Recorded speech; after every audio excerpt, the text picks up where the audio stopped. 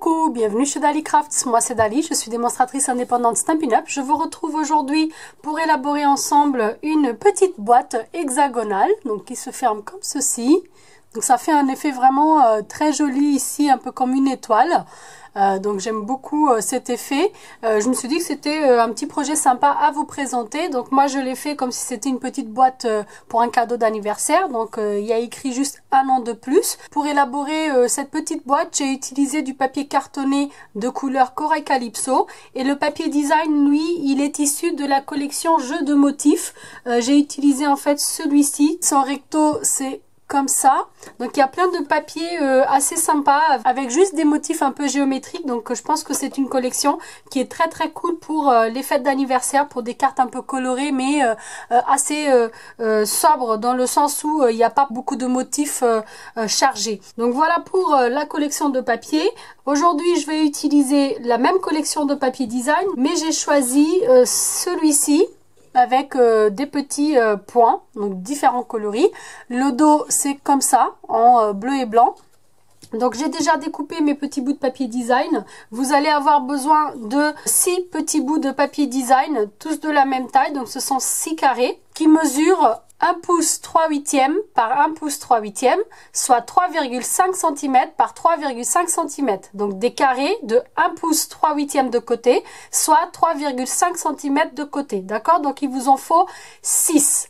Moi je les ai déjà préalablement ancré tout autour avec mon Stampin' Right couleur Copacabana, puisque c'est la couleur que j'ai choisie pour le papier cartonné, donc qui va servir à faire ma petite boîte.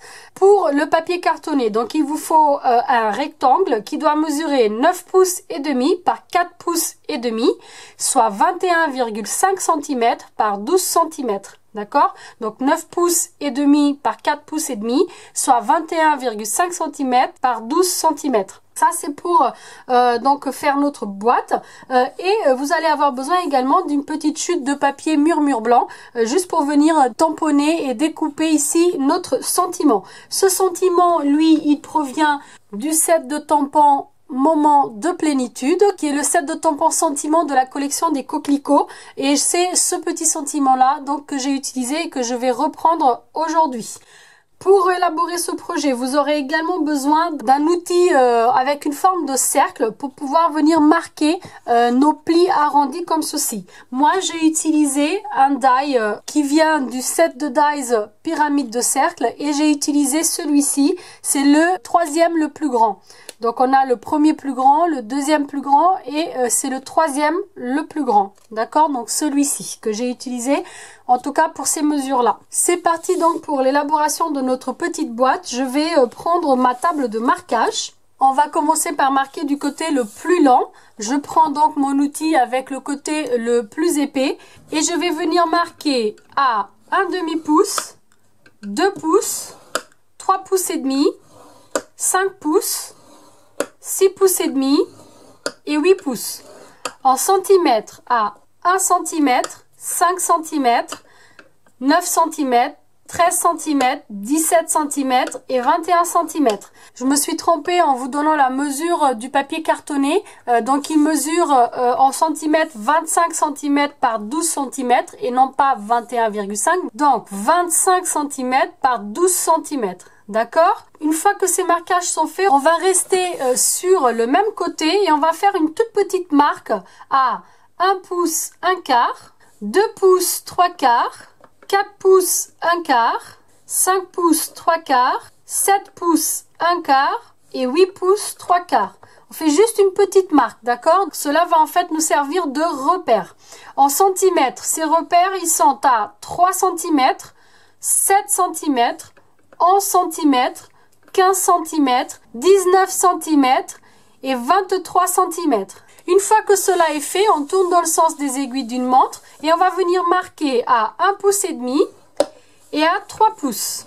En centimètres à 4 cm et 8 cm. Une fois que c'est fait, on n'a plus besoin de notre table de marquage. On va à présent marquer les petits côtés arrondis, donc qui vont venir faire en fait cette jolie fermeture de boîte comme ceci. Pour cela, on prend juste notre tapis en silicone et on va garder notre outil de marquage, mais on va juste prendre le côté le plus fin. Et à l'aide de notre die cercle, on va en fait venir marquer ces arrondis là. Donc je vais vous montrer ici comment faire. Donc en fait on va venir positionner notre die d'ici, donc du petit point qu'on a marqué ici au milieu, jusqu'au coin ici où il y a la jonction des deux côtés du carré, d'accord? Donc en fait on va positionner comme ceci et on va marquer avec notre outil, d'accord? Comme ceci. Ensuite on fait la même chose donc pour tous les carrés, comme ça. Et une fois que ce côté est fait, en fait on fait la même chose de l'autre côté. Donc on vient rejoindre le petit point au coin ici du carré de cette façon. Et on fait la même chose sur tous les carrés. Donc je vous montre comme ceci. Et on vient marquer comme ça. Le fait d'avoir le tapis en silicone en bas permet d'avoir une souplesse et de bien marquer notre pli. Je fais la même chose avec les autres. Donc je rejoins le centre ici, donc la petite marque qu'on a faite avant avec le coin. Je fais la même chose donc, comme ceci. Je vous montre. Je ne sais pas si vous arrivez à voir, mais voilà. Donc on fait ça. Et je fais la même chose avec les trois autres carrés. Une fois que j'ai fait donc ce côté, je vais faire la même chose de l'autre côté. Je tourne juste ma feuille pour que ce soit plus pratique pour moi. Je positionne mon die de l'autre côté et je fais la même chose. Donc je rejoins le coin avec la petite marque. Je fais la même chose avec tous les carrés et je vous retrouve juste après. Voilà. Une fois que j'ai marqué mes deux arrondis dans chacun des carrés, donc il y en a 6 puisque nous sommes sur un hexagone, je vais marquer tous mes plis. Donc avec mon plioir, hop, comme ceci. Voilà. Ensuite, donc je vais venir mettre mon petit onglet ici sur la gauche. Donc c'est le seul petit onglet. Tous les autres, ce sont des carrés de la même taille. Je le mets sur ma gauche et je viens ouvrir avec mes ciseaux à papier toutes ces lignes-là. Donc jusqu'à la première ligne de marquage horizontal. Comme ceci. D'accord? Et en fait, ce que je fais, c'est que je viens supprimer ma ligne de marquage. Juste un petit fil comme ceci. D'accord? Voilà. Je fais la même chose avec les autres et je vous retrouve juste après. Et voilà, une fois que c'est fait, en fait, je vais venir supprimer ce petit rectangle ici en bas. Pour cela, je tourne donc comme ça et je viens couper légèrement en biais de cette façon. D'accord? Et je viens faire la même chose ici en haut. Donc, je coupe légèrement en biais comme ceci. Ensuite, je viens en fait marquer tous mes petits arrondis. Donc, avec la main. Comme ça. Je fais la même chose dans tous mes carrés. Donc, je marque tous mes plis arrondis. Il faut vraiment en fait pas hésiter. Donc, vous pincez comme ceci ici. Et ensuite, il ne faut pas hésiter à pincer ici également. D'accord? Comme ça. Voilà. D'accord? Pour donner vraiment cette forme arrondie bien comme il faut. Voilà. D'accord? Une fois que tout ça est fait, on va venir coller nos petits bouts de papier design. Là, comme ce sont des petits points, j'ai pas vraiment de sens. Donc, je vais tout simplement les coller de cette façon. Pour cela, je vais utiliser ma colle. Comme ceci. J'ai une petite marge d'1 millimètre de chaque côté. Donc, d'un 16e de pouce. Je fais la même chose avec les 6 petits bouts et je vous retrouve tout de suite. À présent, tous mes petits bouts de papier design sont collés. Donc, je vais tout simplement tourner mon projet comme ceci. Je vais venir plier mon onglet d'assemblage ici de côté. Je vais mettre de la colle sur tout le long. Comme ça.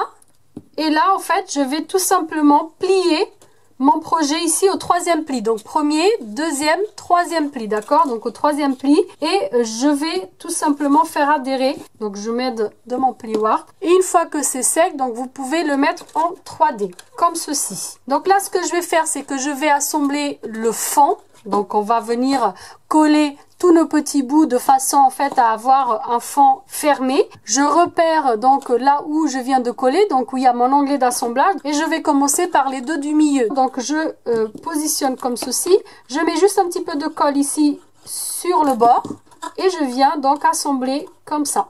Et là, avant que ça sèche, il faut que je regarde bien de façon à ce que mon hexagone soit tout beau, tout droit et surtout bien proportionné, d'accord?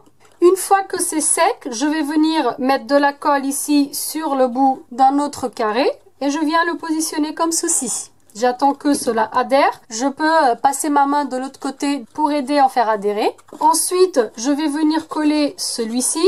Et là, il faut qu'en fait, à chaque fois, ils se suivent, d'accord? Donc que les lignes soient droites pour que notre hexagone soit tout beau. Donc là, je passe ma main de l'autre côté pour faire adhérer. Une fois que c'est fait, donc je vais venir coller mon dos. Et pour terminer, le devant. Là, donc, je le tiens comme ceci. Je tourne, je pose. Et je viens donc faire adhérer. Pour cela, je vais utiliser ma colle. Donc de cette façon. Donc je la ferme bien avant. Et je fais adhérer.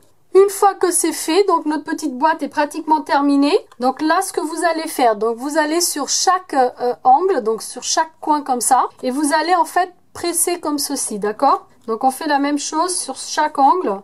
C'est la ligne qu'allonge en fait les angles qui va aller vers l'intérieur de cette façon, vous voyez, comme ça. Et vous voyez en fait notre boîte, donc la fermeture elle est faite. Tout simplement on va venir faire des petits trous afin de venir passer notre petit ruban. Donc, je vais ouvrir pour vous montrer. Donc ici j'ai juste glissé des petits bonbons comme ceci. Le petit ruban donc je l'ai passé par des petits trous que j'ai fait à l'aide de ma crocodile.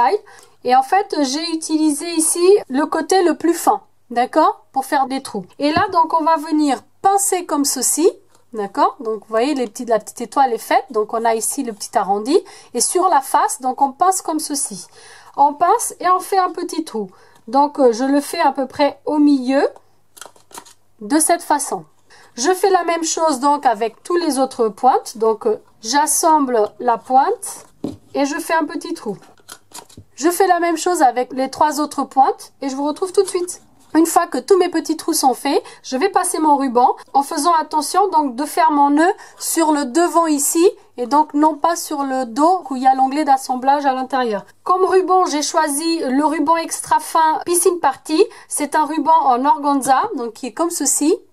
Et je vais venir passer mon ruban sur tous les petits trous. Donc en fait, je commence par les trous qui sont à côté de là où je vais fermer, comme ceci. Et en fait, je passe à chaque fois 2 par 2. Donc, j'assemble comme ça mon coin. Comme quand j'ai fait le trou. Je plie un peu mon ruban et je viens le passer au milieu.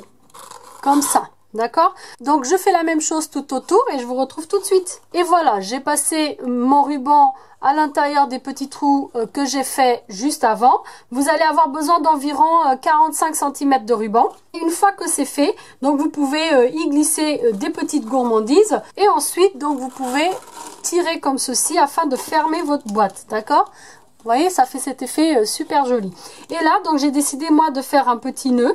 Après, vous pouvez faire juste un nœud simple. Mais moi, je trouvais que c'était joli avec un petit nœud tout beau. Voilà, donc ça fait, vous voyez, un petit nœud tout froufrou, donc je trouve ça plutôt sympa. Je vais juste couper l'excédent, comme ceci. Et ma petite boîte est faite. Pour le sentiment, donc je vais le tamponner en couleur Copacabana, puisque c'est la couleur assortie à mon papier cartonné. Je prends ici mon Stamping Pierce et je vais prendre un petit papier brouillant. J'ai déjà préalablement préparé mon tampon sur le bloc acrylique B, ainsi qu'un petit doigt éponge pour pouvoir ancrer après mon étiquette tout autour. Donc c'est parti, donc j'ouvre mon encre, je prends mon petit bout de papier que j'ai déjà découpé dans les bonnes dimensions, c'est-à-dire 1 pouce 1/8 par 1 pouce 1/8, soit 3 cm par 3 cm, et je vais venir tamponner mon petit sentiment, un an de plus, ici au centre de mon petit bout de papier. J'ai trouvé que c'était plus simple en fait de tamponner mon sentiment dans le petit bout de papier déjà prédécoupé que de découper après le tamponnage. Cela nous permet d'être sûr que notre tampon il est bien tamponné au centre de notre petit carré, sous condition de bien centrer notre tampon au moment du tamponnage, bien évidemment. Donc là, je vais venir ancrer tout autour mon étiquette avec mon petit doigt éponge. Ça lui apportera un tout petit peu plus de relief et de présence. Une fois que c'est fait, on va venir tout simplement le mettre sur notre petite boîte à l'aide de petits Stampin' Dimensional. Je vais prendre ici les petits, comme ça. J'enlève la pellicule de protection et je viens le mettre. Donc là où il y a mon nœud, donc je choisis un de ces deux côtés pour pouvoir y glisser mon sentiment et je le centre bien sur le carré de papier design qui est juste en dessous, comme ceci. Notre petite boîte est pratiquement terminée. Je ne sais pas si vous avez vu, mais j'ai mis des petits sequins un peu holographiques ici, sur ces petits triangles en fait de la fermeture. Donc je vais faire la même chose sur cette boîte-là. Ces sequins, ils viennent de la collection Art Flamboyant. Il y a en fait 4 planches, donc avec différents coloris. Ici, j'ai utilisé les jaunes. Et là, en fait, j'hésite, mais je pense que je vais prendre ici les oranges. Ça ressortira mieux que les bleus. Du coup, je vais juste prendre des grands à l'aide de mon poinçon et je vais les positionner ici sur chacun de ces petits triangles, comme ceci. Voilà. Ma petite boîte, elle est décorée. Ça apporte un petit plus et ça met plus encore en valeur, je trouve, du coup, la fermeture. Et voilà le petit projet d'aujourd'hui terminé. J'espère que celui-ci vous aura plu. Comme d'habitude, vous retrouverez toutes les infos directement dans l'article du blog. Je vous mettrai le lien direct en barre d'infos. Vous y retrouverez également le plan de découpe et de marquage avec les mesures en pouces et en centimètres. Je vous glisserai également en barre d'infos le code hôtesse du mois en cours. Si jamais vous souhaitez acquérir des produits directement sur ma boutique en ligne, qui est désormais en français, donc beaucoup plus facile d'utilisation. Surtout si vous avez des questions, n'hésitez pas à me contacter via mon blog sur la rubrique contact. Si cette petite vidéo vous a plu, un petit pouce vers le haut, ça fait toujours plaisir. Et si jamais vous êtes nouvelle sur ma chaîne, que vous venez d'arriver, vous pouvez vous abonner juste ici si vous le souhaitez, bien sûr. Moi, je vous remercie d'avoir regardé et je vous dis à très vite pour une prochaine vidéo. Ciao, ciao!